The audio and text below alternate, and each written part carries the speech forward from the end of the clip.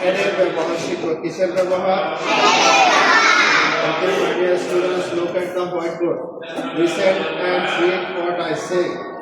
আমি যা বলি তা শোনো এবং পড়ো। Yusuf had এর had অতীত সময় বোঝাতে had ব্যবহার হয়। কি বোঝাতে? অতীত সময় বোঝাতে had ব্যবহার হয়।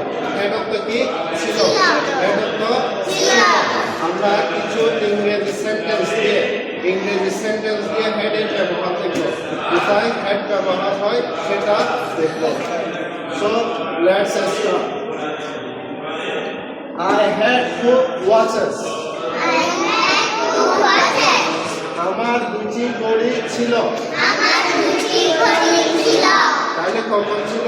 আগে ছিল, অতীতে ছিল। আমার 2টি ঘড়ি ছিল। I gave one to my brother.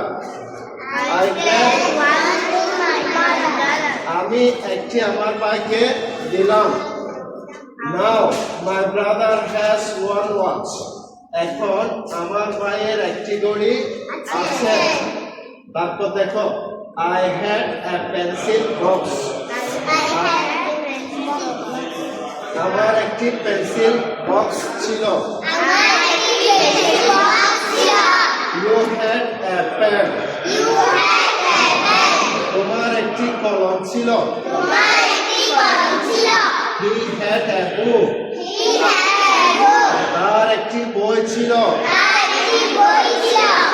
Ohar had a goat.